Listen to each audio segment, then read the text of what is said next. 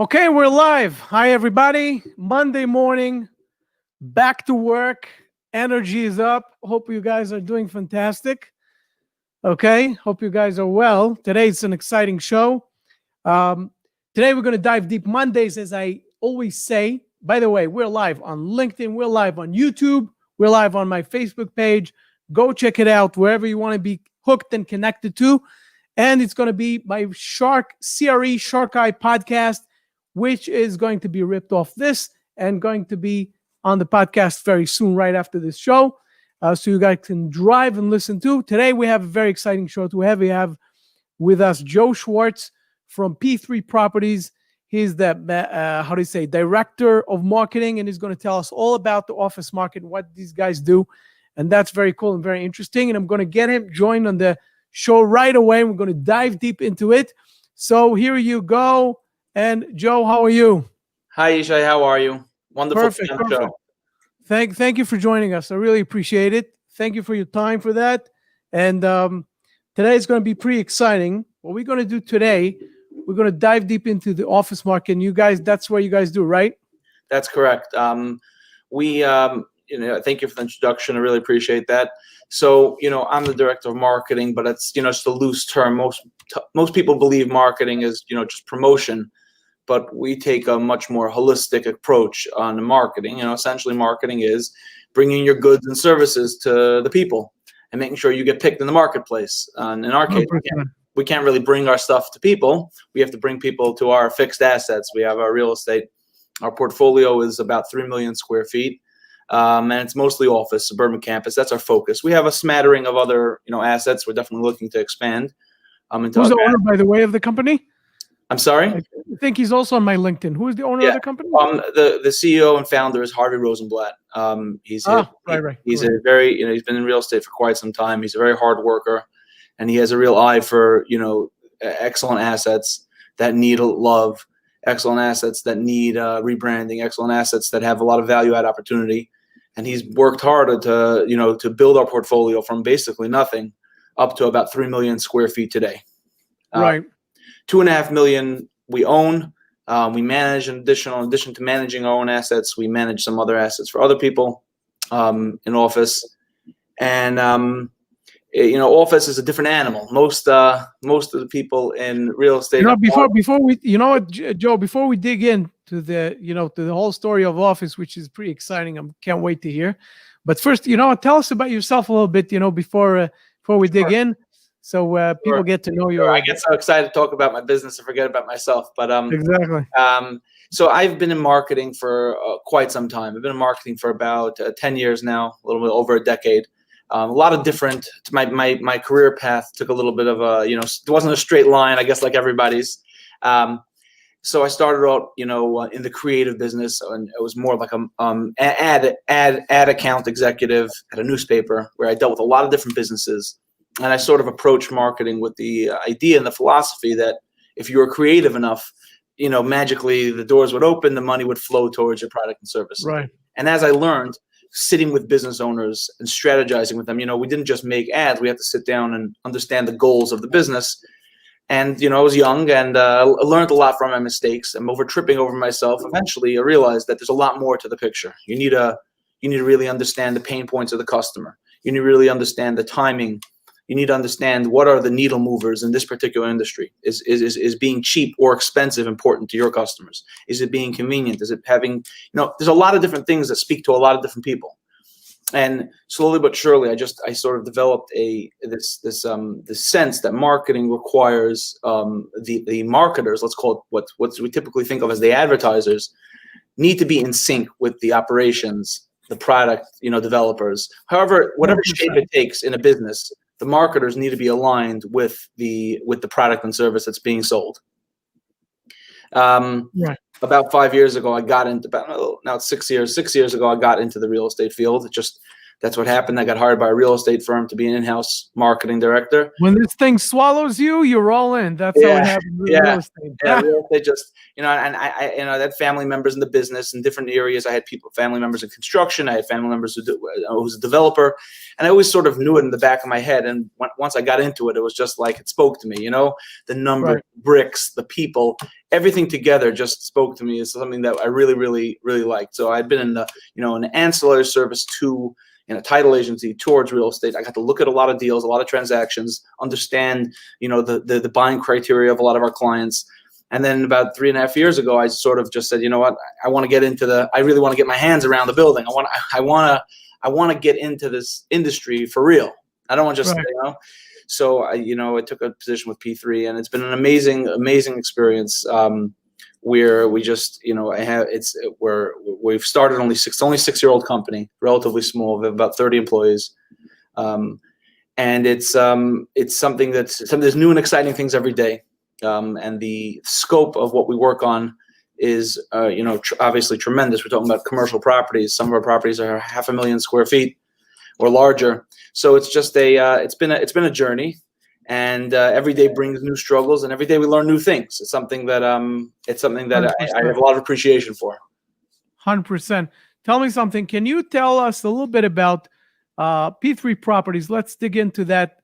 We can obviously, there's so much we can say, but I'm saying, in terms of what the company does, in terms of the focus of the company, can you tell us a little bit about what type of properties, what type of locations, what type of what is the asset class within the office market that the company is focused on? Tell us a little bit about it. And absolutely. So we like to focus on larger trophy assets. Not in suburban markets. So not urban market. We're not talking about towers in the city or even in Jersey City on the waterfront. Tertiary market, not tertiary, secondary markets.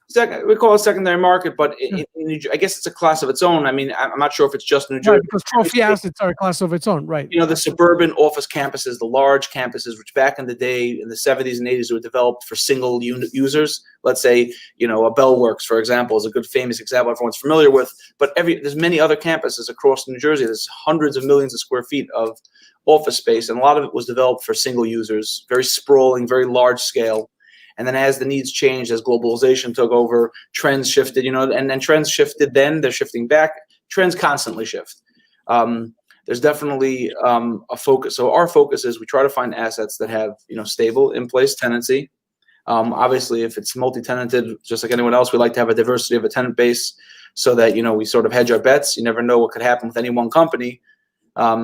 And we like to look at buildings that are 60, 70% occupied, which present a significant upside. If you can get them up to 85, 90% occupied, that's very interesting. Returns on your investment. Office market is unusual in the sense that the valuations aren't like residential real estate, where it's worth whatever it's worth, vacant or occupied. If an office building is vacant, its value plummets. If an office building is occupied with strong leases, its value soars. So you have opportunity to come in. It's high risk, high reward. It's hard to attract tenants. There's a lot of competition, but when you do, you're usually securing them for a longer period of time. It's not 1 year lease like residential. It's 5, 7, 10, or longer. Absolutely. Let me ask you this. Value add property. Let me ask you this. I have a lot of questions. Very interesting. Let me ask you this. First of all, what type of tenant mix your game plan is, basically?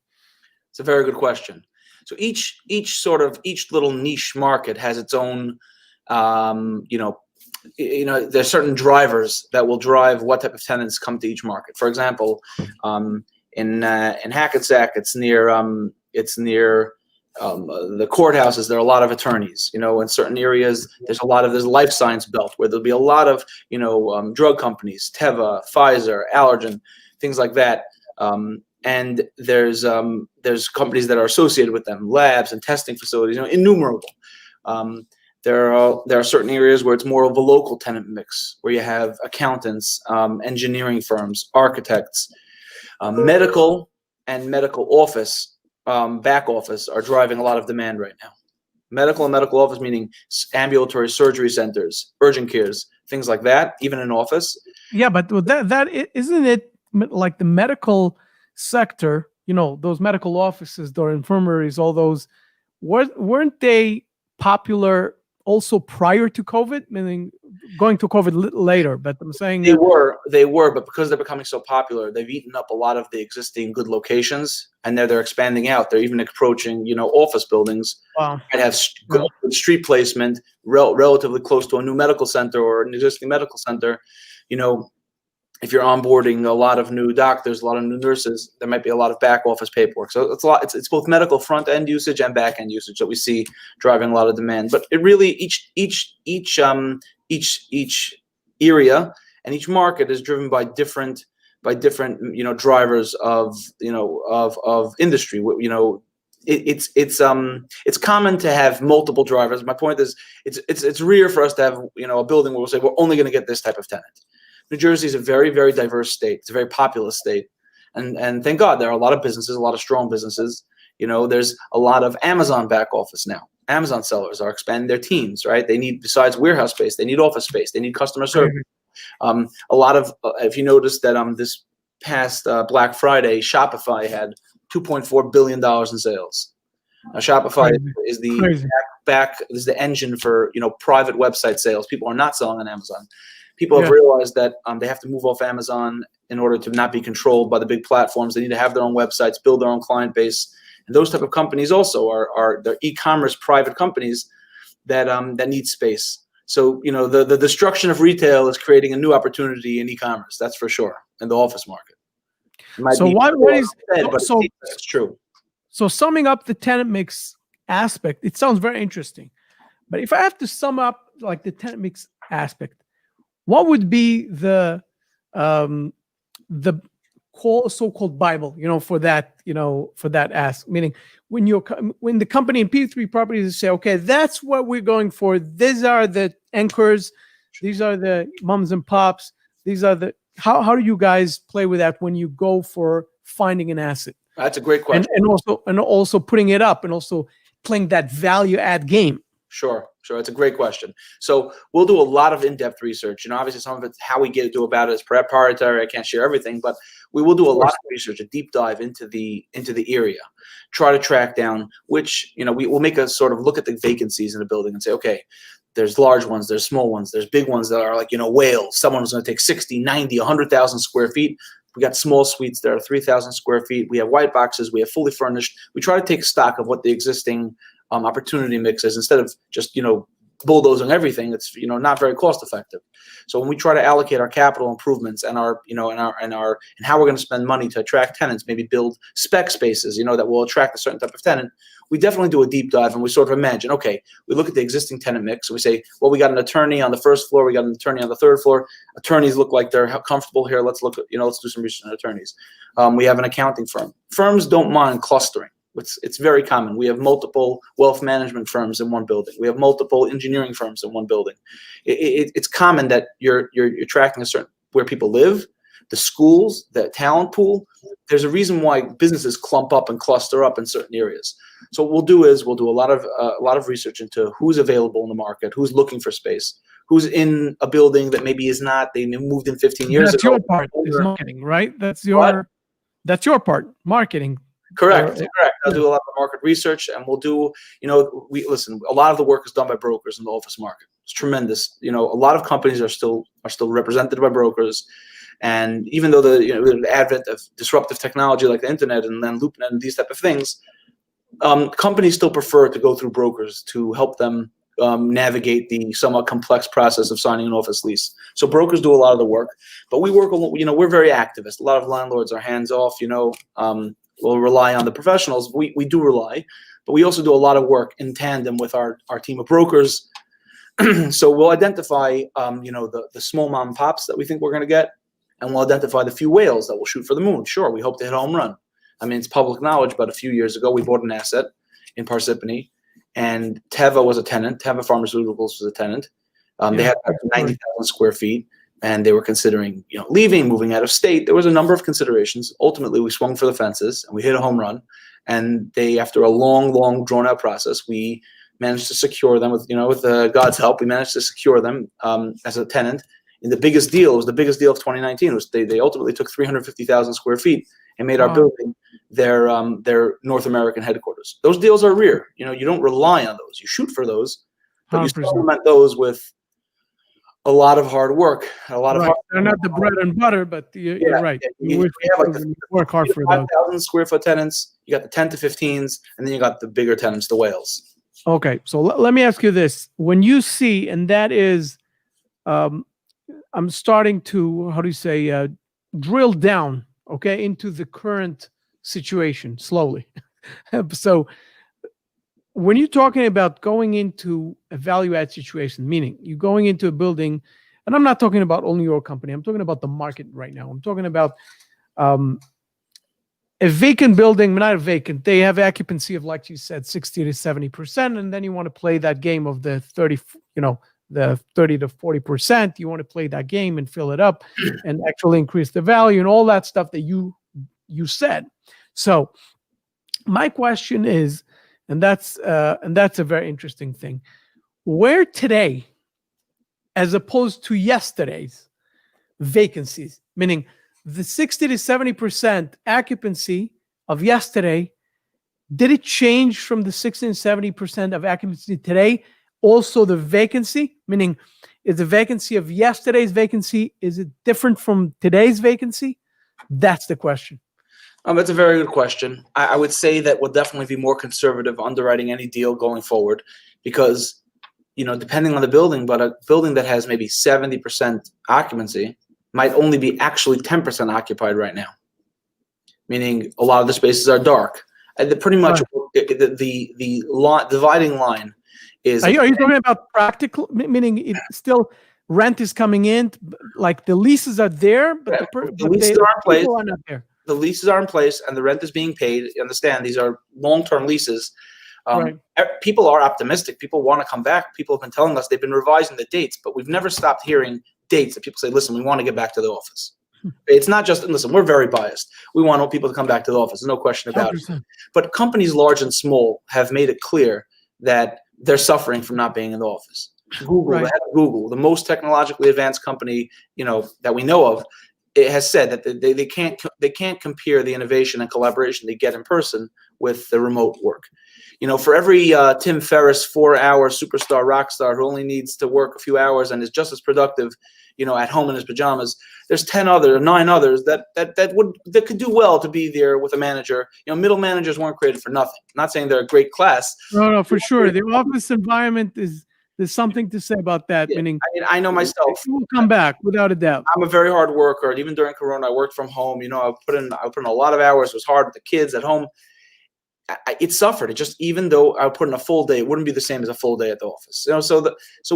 People are very optimistic. They've been giving us target dates when they want to return. And now with the news with the vaccines, we really hope that we'll see people becoming more comfortable to return to work. So to get back to your question is, will we take buildings with as low of occupancy as we once did? Perhaps not. Perhaps we're going to revive. We're going to take a much closer look at the occupancy levels. But more importantly, there's a lot of uncertainty on. Let's say in the past you would make a judgment call. Okay, we got 3 tenants in this building that are here for 7 more years. We got 2 tenants that are leaving, their lease is up next year, and we got a few, maybe 40,000 square feet of a building that are 18 to 24 months out. Now, in the past, you would underwrite with one assumption.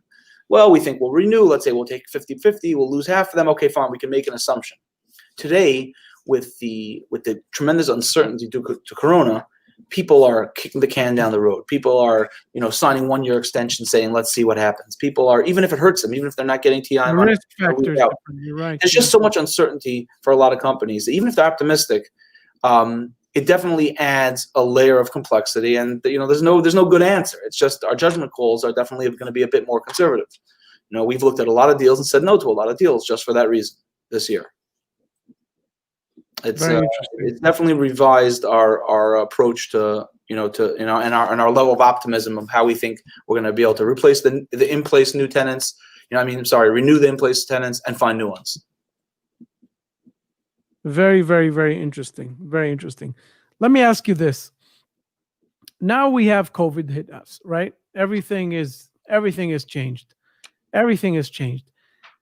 So you know what? Before we go into that, I have another question because that will lead into that. Okay. And the question is, are you guys dealing with a co-working market, space, that asset class? Are you guys dealing with that? So it's an interesting question. The WeWork types, as we call it. Right. So WeWork, unless you've actually worked in a WeWork, right? It's been successfully pitched in a very it's been successfully marketed in the sense that it's been given an appeal and a shine that a lot of people might not, that the reality doesn't translate so well. If you ever went into a WeWork, you'll see they're like cattle, they're like cattle pens, tiny offices. The big beautiful space with the planted live wall and the bar is maybe 1 to 2% of the entire floor space. Right. Obviously all the marketing, so it shows like fantastic. Most people do their best work in a private office in a quiet environment, right? Even if you go to WeWork, everyone's wearing sound canceling headphones. So in that sense of the co-working of a lot of people in one room, and I'm not saying it doesn't work for certain users. I'm not disputing that. They were tremendously successful in actually filling up. But if you look at, if you do a deeper dive, you see there's a lot of complaints about getting in and out of the buildings during lunch hour because the tremendous density. I'm sure there are issues with the bathrooms. There's reasons for the density levels in buildings. But in the sense of micro tenants, right? In the sense of small one-person law firms or two-person law firms, or smaller, we call them micro tenants, who in the past may have had to take very, very small or not prestigious space. We have worked with existing space, and let's say we have a building that's a 400,000 square foot office campus, 4 buildings, beautiful, it looks really nice. A lot of white collar and large tenants. We have 30,000 square foot tenants there. It's a prestigious address. Looks nice when you pull up. We had a space that was built out in a very old-fashioned style with a lot of private offices. Today, much more open bullpens. Even in non-co-working environments, a lot of open bullpens, which is a matter of debate and might just swing back in a few years. But we had a space that was a little bit hard to sell because of the amount of private offices. It had been a sales office for an old, business. Every sales guy had to have his own private little suite. And it was sitting on the market for a while. We did a little research into the facts and figures of what it costs and the underwriting of the nuances of running a shared space that would not have leases, obviously, and wouldn't have CAM charges. And ultimately, we launched a shared space. We went from 0 to 13,000 square feet within a year. And we've been very successful in attracting these micro tenants. They're usually very local. They live in the, in the area. So what you're saying is that you managed to take them and pull them out of those co-working areas, co-working spaces, and tell them, hey, what do you need to do that? I'll give you a good deal on a normal space, on a more spacious environment, on a private environment. Correct. And that'll be great for you. Correct. I mean, it's not exactly private. Imagine a large room with a number of premium offices. So they share the kitchen. Now, it is a WeWork environment, but it's much larger. You have a lot more square footage. Like Work Better and all those guys. Yeah, I know. You have a locked private door, not thin walls, it's thick walls. So it's been very successful. We've had real estate companies, 3D modeling companies, production company, businesses that have between 1 and 6 employees have taken space from us. And they've been very happy because they have a nice address, always have parking, you have all the amenities in a building, they have a gym, you have a cafe, which these small, smaller buildings that they could afford, the upstairs of a bank, that type of space, the Class C office space. Now yes, it's more expensive per square foot, but ultimately if you only need one office, it's a great deal. Tell me something. Listen, this is all very, very interesting. Yeah. Let me ask you this. As you take care of the marketing aspect, can you tell us a little bit, about your, what you go after? You wake up, what do you wake up in the morning, as we call it? What do you go to? Everyone is a predator, right? You want to go after something. What do you go after in the morning? So it depends on the day. I try to structure, because I have I have my finger in a lot of pies in our business, because marketing's not just advertising. There'll be days where I find, for me personally, I like having deep days, where I'll work 4 to 6 hours on one thing, and then for another 4 hours on another thing, and then I'll get back to my other stuff that's on my list the next day. I like spending a lot of time on one thing. So what do I go after? So I'm always working to promote the buildings, the assets, creating an affinity for our buildings. We do things, tenant engagement, things that make the tenants like the property and appreciate being at the property. Always cool. about what we could do to improve the property, within being the context of a landlord, within our budget. How do we make the property more attractive to people? That's okay. So let's pause right there. That's very cool. I like that.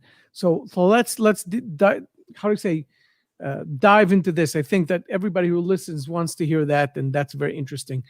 That's going to be very beneficial. So let's say, for example, you talk to tenants, okay, and that's what you do. You talk to a lot of tenants, right? Okay, you need a people person to do that, etc. But my question is the following: when you talk to tenants, mostly, what's the main thing you hear from them that they would like to have in an office environment? It's a very funny question. You'd think there'd be one thing, right? Right. Not the case. We've run surveys. We've spoke to tenants. People are people. Everyone has different things that they want. Give me like 5 examples. I'll give you an example. We ran a survey. One guy said, you have a gym. I need a certain type of powerlifting bar. This guy's a guy. We had basic equipment. We had like an all-in-one weight machine, that we do a lot of exercise on. We had some cardio equipment. This guy wanted a powerlifting bar. Ultimately we decided not to do it because it wasn't popular. Only one person wanted it, and we were concerned about space. It wasn't going to be in a bad spot. It was a very large thing. We had a very interesting. I'll give you an interesting anecdote. We built a lounge in one of our buildings. We took a vacant space. And we said, we're taking this off the books. We put in furniture, game tables. It had a few private offices, so like breakout rooms, and people use it for all sorts of things. We've had Muslim tenants use it as prayer rooms. We've had nursing mothers use it as nursing room if their private office didn't have a lactating room. And we ran a survey of what else would you like to see in this lounge. And we thought people would say, ear hockey table, or more books, or a larger TV, or video game console.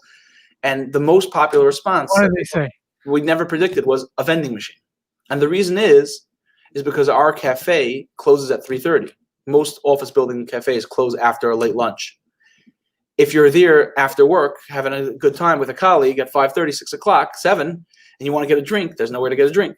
So people want the vending machine. We didn't even, it didn't even approach us because we don't use it in that way. We just put it in for the tenants. There's no way to predict how they'll use it. So as far as what people say, it's so important to stay, in touch with the clients, isn't it? Very true. Very true. Because you could do things, you can make an improvement that nobody likes. You can cut down a tree that everyone says, that was our favorite tree, block the window line. Well, maybe it doesn't look good in pictures, but the tenants love it. So before you cut down the tree, you have to balance between what you can do and without the tenants have to make a decision, but it is a balance. So, today what we're hearing is obviously people are very safety and health conscious. We've done a variety of things, whether it's the extra cleaning, social distancing, yes, of course. Disinfecting, putting special wraps on the handles of doors that that officially that are rated to reduce the transmission of microbes. There's a lot of different things we're doing in health and safety, wellness. We have a new asset that we're marketing now, where we invested a tremendous amount of money in building an entire outdoor area, a boardwalk, a patio, outdoor fitness equipment, because we believe people are going to want to spend more time outside. They're going to be able to want to tell their employees, hey, you come to work, but you can also get out middle of the day. There's what to do outside. There's a walking path. There's outdoor fitness equipment. So health and wellness have always been important to employers, but certainly more than ever now. So those are some of the things that we've done on the tenant engagement. And plus, we do oddball things. We just want to keep people in tune with building management, so that the only time they're calling is not when they have a leak or a problem with the lighting or air conditioning. You want to have positive interactions with tenants as well. Tell me something. If we already went that route, let's go a little bit to maintenance. Sure. What do you guys? What are the main maintenance issues that you guys see that you could give a tip to everybody? Okay. So I have a little experience with multifamily, and in multifamily, the maintenance, I feel, is a lot more reactive. Right? You're in a residential. It's a different animal. It's a different animal. Something breaks, you fix it. Right? There's reserves, but something breaks, you fix it. That's the way it works. It's also in multifamily. If you agree with me, it's a different. That's how I differentiate between office and multifamily. Many times I say that multifamily is people live there. It's a very emotional thing. If something breaks, people get anxiety. It's like, they have to have it now. In an office, it's very important to fix it. but it's less on the emotional side. It's more on the technical side. So I would actually argue with you a little bit on that one, Yishai. So please, I love arguments. Because even though it's true, where you live, where you put your head on the pillow, that's the most important place. There's no question about it. But what you're not realizing, as we do as owners and property managers, is that most tenants, especially larger ones, understand they're pretty much married to the building, right? They've signed a 5, 7, or 10-year lease. Okay, they're committed to a long-term relationship with you. They're paying you a great deal of money, right? Just understand that the size of the leases. If you're a 10,000 square foot tenant, you might be paying whatever it is, $20, $25, $30 a square foot. It's a lot of money. So they've committed a lot of money to you. They'll have dedicated either facility managers for the really large tenants or someone in the office who's the facility manager. And they take their job very seriously. If their employees are uncomfortable, you're going to hear about it. If they don't like the way you did snow removal, you're going to hear about it. If there's a leak, you will definitely hear about it. So even though it's not a place where they sleep, but there's usually someone whose job it is to take care and be very, very protective of their space, of their corporate space. So you're right, it's just the office, but it's not just the office. Not just. I didn't mean just. I said it's less emotional, but of course it is. Right. Meaning, we all have been in an office that if the AC doesn't work properly, you're like, hey, I'm hot. Hey, I'm cold. Right. Hey, I'm this. We know that. It's a part of that. So it's important. Right. But as far as maintenance goes, so because our system. What is the main thing that you guys see as maintenance issue that occurs? Especially in your buildings. So I know you have trophy assets, and right. It's not we have really nice buildings. So that we're not chasing our tail. They're not old or decrepit buildings. These are buildings that have no deferred maintenance, not very little deferred maintenance. These are buildings that are kept. So I would say it's less the reactive. So the two main problems are HVAC and leaks. Those are the two most serious problems that you have. Someone's uncomfortable. That's a big problem. And if there's a leak, water is, a building's worst enemy is water. And I think we can agree on that.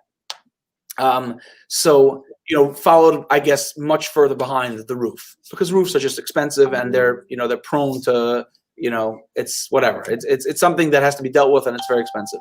So what I'll tell you is like this: our main amount of resources and time that we put into maintenance is less about which thing we're fixing. It's much more about the fact that we have full-time crews who spend hours each day doing preventative maintenance and doing a checklist where they'll be there early in the morning running tests, making sure the chemical mixtures are right in the water treatment plants, making sure that everything's working with all the HVAC units. These are units, you're familiar, units the size of a house. You can literally hallways inside these HVAC units where you can do. So these guys have a long checklist where they start their day early in the morning. And many of engineers, their schedule of the day is they come in at 6:30 and leave at 3:30 because they have so much work to do before the day gets started to make sure that everything's moving. Systems like this, a building like this takes forever to get cold or hot. So if God forbid there's a problem, you need to be there early to make sure that you got the process started. So I would say, I guess from a maintenance perspective, if you're asking me where we put most of our resources, is into making sure that nothing goes wrong. That's really the job of the office. The job of the office management team is to really be very mindful. Everything gets replaced when it's supposed to get replaced. Obviously it's always tension between the property management engineers and the bookkeeping department. Why are we paying for this? What are we doing? But it's very important, and something that I would say that's where the bulk of our resources are put into making sure everything stays good, followed by dealing with the issues that crop up. There's nothing you can do about it. Okay, very, very cool. Let me ask you this. I'm trying to wrap up everything that we thought about and wanted to talk. In terms of reaching out, the marketing aspect of it. Right. You want to come and bring tenants. You want to fill out that 30 to 40%. Where are you going? So that's a great question. That's the other part you asked. Well, what do I do when I'm hungry? Where am I going for prey? So there's most of the heavy lifting, I would say, let's say for most people it's 100%. For us, it's probably 70% of the heavy lifting is done by brokers. We have good relationships with brokers. And the way you develop with brokers is by, number one, appreciating them, and number two, making sure to pay their commissions on time and in full, which is something that we have a very strong reputation. You could see we've been publicly thanked. I know Harvey, the CEO, is very proud of his track record of paying commissions, even when they're in the hundreds of thousands of dollars. There's, you don't touch the money, as they say in sports. You have to make sure that your brokers are taken care of. Brokers are a very strong community. They are, busy with business owners, corporations, global corporations, national corporations, regional, down to local. You know, They are the ambassadors. You're yeah, absolutely right. they're providing value. They're vetting out buildings. So having good representation for yourself and developing good relationships with the brokers who only represent tenants is essential. So we spend a lot of time talking to them, seeing how we could add value. You know, sometimes someone will come to me looking for space, and I don't have the right space for him. So I'll send them to another building. It might be our property, but we might have a different ownership structure. Or even if it's a different property. I mean, I can't say it's happened too many times because I'm not so familiar with the open spaces, but we try to make the broker's life easier. Or very often it's during the process where you do whatever you can for them. We try to do things like where we get, they'll need a space plan for to show, it's a vacant space with just white walls. The tenant wants to envision what it would look like. If they have to wait for their architect for 3 weeks to produce it, you're going to lose the focus with them. So sometimes we'll throw something together ourselves at our cost, which makes the broker's life easier. You have a landlord who's taking an activist role in trying to help you land this tenant. The broker has the same goal as you. Get them into a space that works for them as quickly as possible so you can move on to the next broker, the next tenant. Yes. So the brokers do a lot of the heavy lifting. We have a lot of broker outreach. We try to develop good relationships with brokers. We try to help them when we can. The second thing we do is we do a lot of canvassing and cold calling ourselves. I'll take a list of local businesses and just let them know. Listen, this is a direct connection with a building owner. We have fantastic space. If you're growing, you're expanding, you're looking to move, you need a change, hit us up. We don't know when their leases expire. That's one thing. That's one wild card.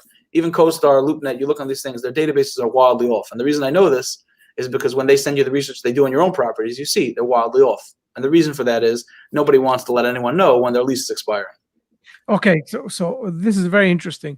When you say they're wildly off, can you elaborate a little bit about this? What do you mean? Nobody wants to let the general public know when their lease is expiring. Okay, and the reason for that is because if they're a tenant, they're going to be harassed by brokers who want to represent them. Right. And if you're a landlord, the last thing you want is it's a year away from expiration. Some other landlord is, or some other team of brokers is trying to poach away your tenant. So it's a very sensitive piece of information that's usually obscured or not given. Brokers won't provide it. You'll very often see press releases about large leases. There's never any word about the term. Square footage you'll hear, the address you'll hear, but you won't hear the term. It's just something that's a very sensitive issue. That's known, yes. So for us, it's just about making sure that our space is very hospitable to businesses. We're always thinking about. What about? Okay, so that is clear. But let me ask you this: what about creating, especially you on the marketing side, on a marketing side, in terms of creating relationships with the larger guys, the larger tenants? What do you do in order to do that? So there's a lot of LinkedIn marketing. I find that it helps me connect with some people who are very high up on the food chain. It's been very helpful. I'll just point out like this, that we tread a thin line between helping our brokers and stepping on their toes. That's something that's just a realistic thing.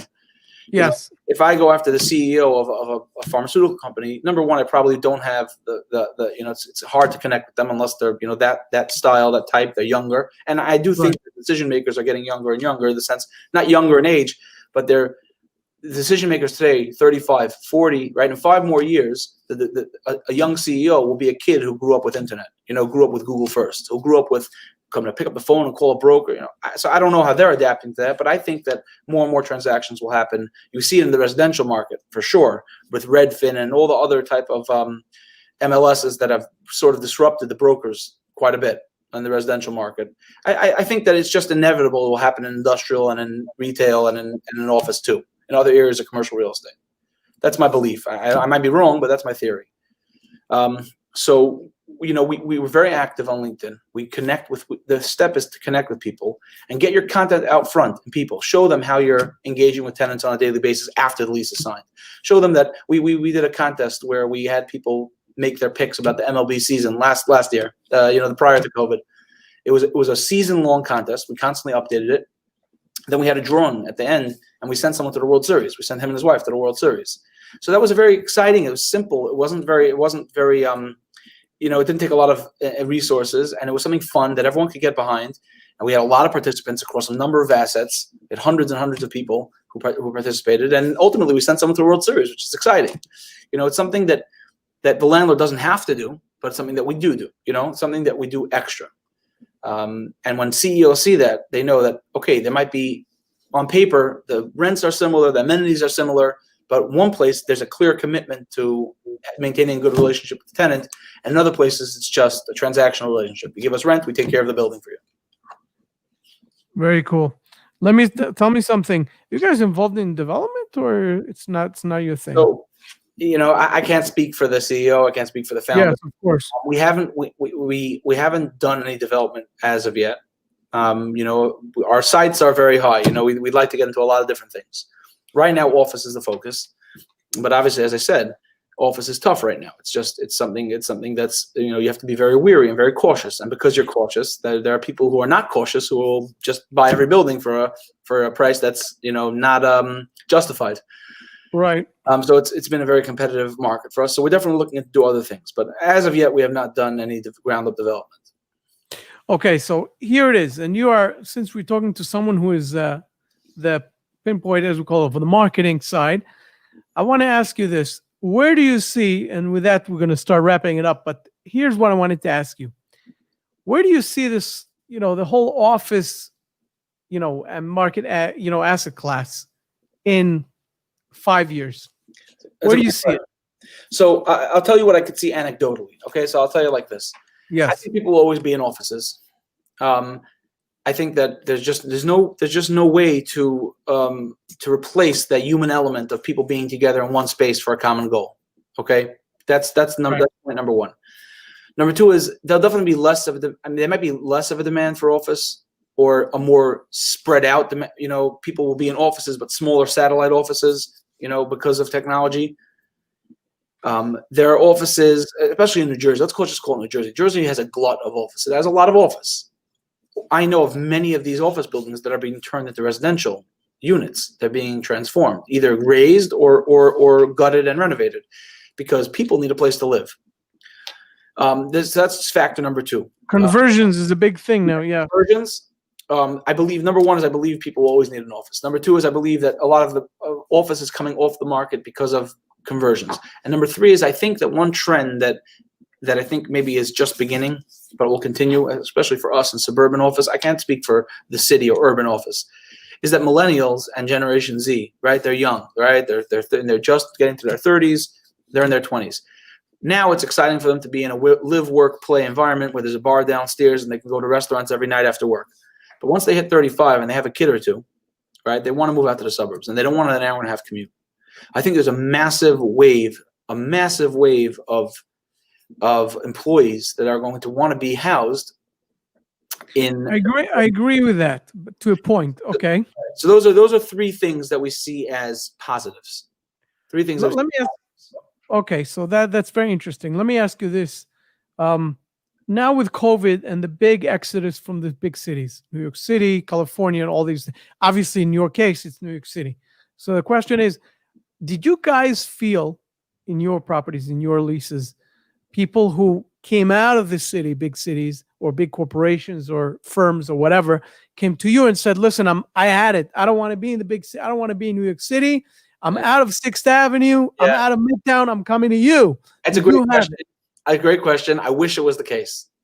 It's not. Very interesting. Tell me. Inquiries. There's no question there's been inquiries. What I think is happening is a lot of the people who could afford the city rent are deep-pocketed corporations that could sit tight for a year or two. Be like, listen, everyone work from home.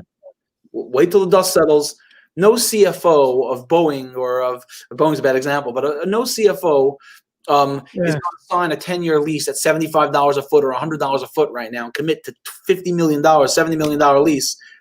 At this point, right now they're punting, and they might make a few inquiries to the suburban thing, and I hope we'll get some of that spillover. But ultimately, I think Corona is going to go away. There's going to be a vaccine. Life will go back to normal. Actually, now that the tide seems to be turning, any smart CFO might go and sign a good deal in the city, and I'm sure they can negotiate a great deal because those are ghost towns. They really are. Exactly. I'm talking about it a lot. Yeah. Yeah. So I can't speak to it because I'm not an expert in that field, but I do think that it will come roaring back. I believe everything that's happening right now is temporary. Let me ask. I don't put a lot of stock in that. We're 100% agreement. And let me ask you this, but didn't you see, okay, let's forget about the government, big corporations, firms, all that stuff.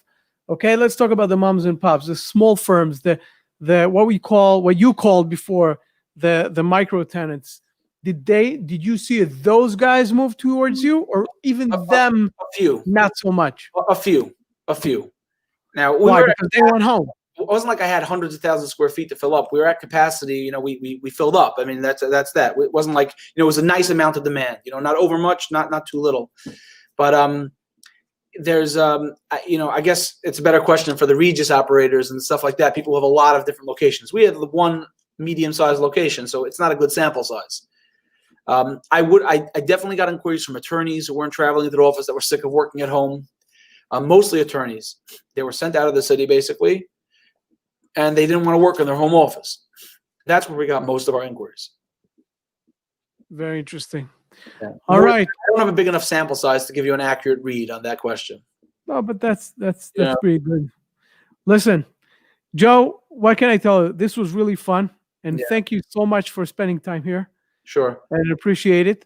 And of course, you know, before we close, I want to ask you if you have something to say about your company, about yourself, you know, about something that you want to say to everybody who's listening. I definitely appreciate that. Yes, I would say there's two things I would say in closing. Number one is, you know, we own and manage a good deal of office property. But recently, the last 18 months, we've been expanding out our arm. We have a distinct entity that we manage properties under. It's called the Blue Property Management. It's a you can see I'm wearing this drop symbol. That's our icon, and our motto is that every person's a drop, but they make ripples that affect everybody else. So that's really our approach to marketing. You know, it sounds creative and soppy, but it's married to brass tacks, number crunching. You know, making sure assets are profitable.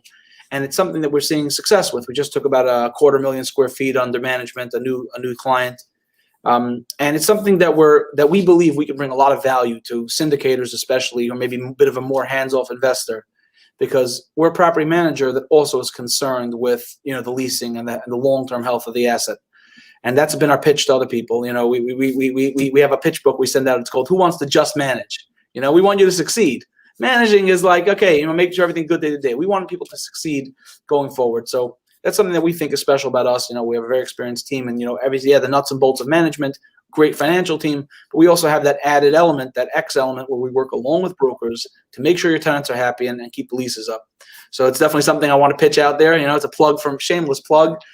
Blue Property Management, you know, is really a great choice if you're looking to take down an office asset, or even just to look at one. You know, we can help underwrite and stuff like that. It's something that we understand all the danger areas in office. That's your field. That's your expertise. Yeah, it's really right now our core expertise. On a personal level, you know, I mentioned this to you when we first met, is that you know, my father passed away pretty young. He was 60 years old. He passed away almost 3 years ago. And, you know, I have a big, you know, bank of marketing knowledge and business knowledge, mistakes and successes that are all locked up in my head. And my father was someone who was public figure. He helped people out. He was a Kiruv rabbi, and he really he just helped people all day. That was his bread and butter. And he just helped people from morning till night. And after he passed away, I was like, listen, I'm just sitting working by myself in my office. There's got to be some way I can give back to the community at large.